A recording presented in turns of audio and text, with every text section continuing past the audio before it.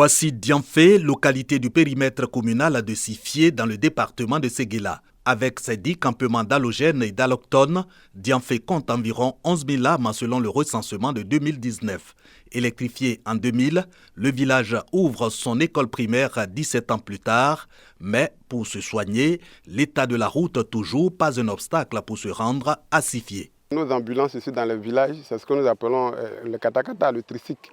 Une femme qui est en couche, qui est en état de travail, peut même faire une fausse couche dans ces engins à 3 roues. Le dernier chiffre que nous avons du district sanitaire de la sous-préfecture de Sifié, depuis 2016, Dianfé a eu le plus grand taux de fréquentation en termes de consultation prénatale et de consultation générale. Ce qui voudra dire que nos parents font confiance à la médecine moderne, donc il faut les aider véritablement à avoir tous les équipements à leur disposition. Pour démarrer ces travaux, coup de pioche du président communal de la Chambre des rois et chef traditionnel, représentant le parrain, un cadre décifié. S'ensuit la creusée de la fondation pendant que d'autres s'attellent à la menée d'eau et de briques sur le chantier, une action communautaire pour sortir un dispensaire tout équipé, premier bloc du futur hôpital de Dianfé. C'est composé de 5 bâtiments, dont un dispensaire, un bloc d'intervention, une pharmacie, une salle d'attente. La maternité, le budget tourne autour de 80 millions de francs CFA. Tout est prévu et ce n'est pas l'État qui est en train de faire. Donc voici pourquoi le parrain me charge de leur dire qu'ils ont son soutien et il fera tout pour que ce rêve se réalise. Déjà 10 millions mobilisés, dont 2 400 000 francs CFA par le parrain. Le reste, le fruit d'une autre action communautaire ponctuée de cotisations des cadres et de l'apport des villageois de Dianfé. Si on a fait nos produits, ristourne 5 francs qui est dessus, on donne ça au village. Cet argent, on laisse ça pour qu'on n'ait qu'à faire développement dans notre village. Nous lançons un appel à toutes les bonnes volontés, à tous ceux qui pensent que les Ivoiriens ont droit à la santé, à tous ceux qui pensent qu'on n'a pas besoin de parcourir 10 km pour se faire panser une plaie. Cet appel pour aider Dianfé à réaliser son rêve, c'est lui de donner à ses fils et filles les premiers soins sur place dans 2 ans.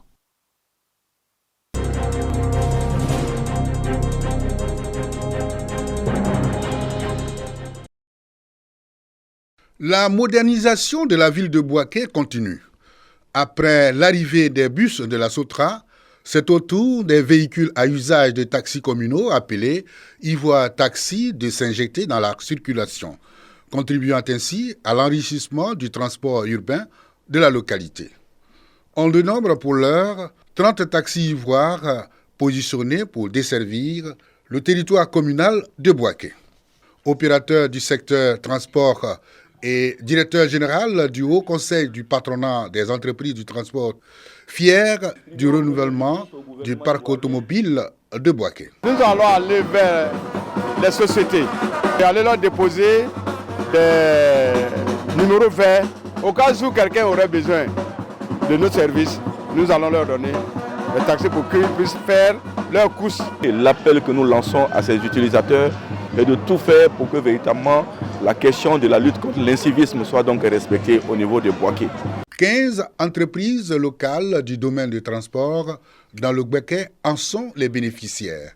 Les directeurs généraux de l'autorité de mobilité urbaine de Grand Abidjan et du Fonds de développement du transport routier, Mohamed Kouyaté et Kwaku Romain, ont procédé à la remise officielle des véhicules Bouaké Ivoire Taxi. À Bouaké, le ministre a pris l'engagement de mettre à votre disposition 200 véhicules à usage de taxi neufs. Et nous souhaitons poursuivre ce projet avec vous en espérant que cette phase test permettra d'obtenir les résultats souhaités dans un bref délai.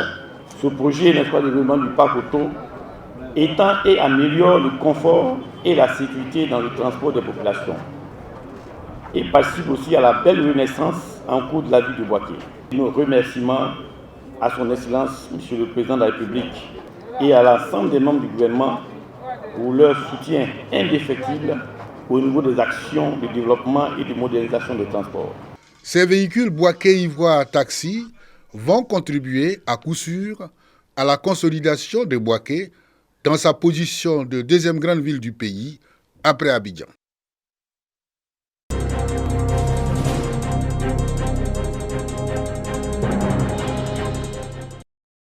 50 kits alimentaires distribués aux enfants issus de familles en difficulté de Korogo. Des kits composés de riz, d'huile, de sucre et de pâtes alimentaires. Un don de l'ONG Nielkan, ce qui signifie le don de soi en langue tagbana.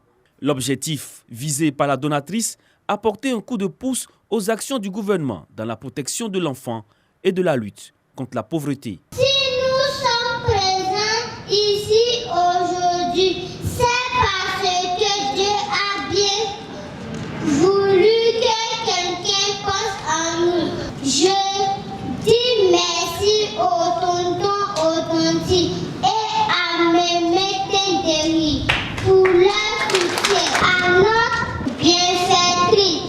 L'homme vit à toi, maman Béa, que Dieu te bénisse. Cette première édition de distribution de vivres par cette ONG a eu pour parrain le ministre de la Communication, des Médias et de la Francophonie, Amadou Koulibaly, fils de la région.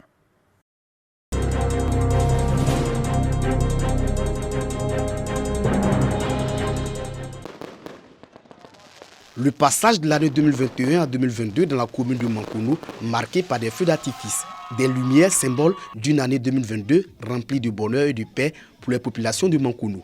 Pour entamer la nouvelle année autour des valeurs de paix, de cohésion et du vivre ensemble, un déjeuner a réuni les chefs des villages, les présidents des jeunes et femmes de la commune de Mankono.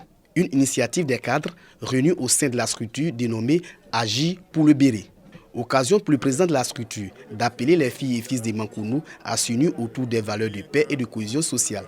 Sotigi Koulibaly invite les chefs des villages, les présidents des jeunes et femmes à faire de Mankono un havre de paix. À travers une rencontre avec les différents chefs de village, créer un cadre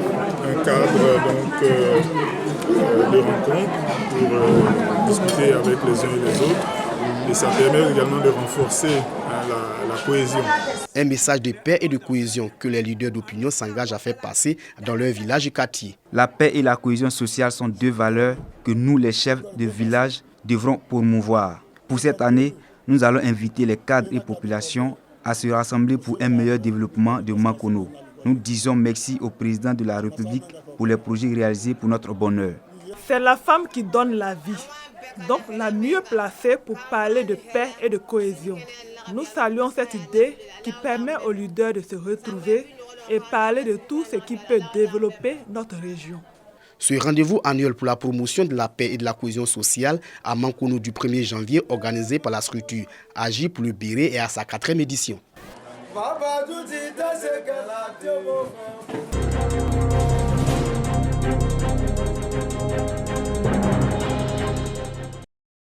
Un corps sain dans un esprit sain. C'est à travers le sport que la jeunesse de Dianra, commune de la région du Béré, a décidé de terminer l'année 2021 et entamer 2022. Ainsi, un tournoi du Maracana doté du trophée de la cohésion sociale et de la solidarité a réuni 42 équipes venues des régions du Béré, du Poro, de la Bagoué et du district autonome de Yamoussoukro. Une initiative du comité des sports de la localité.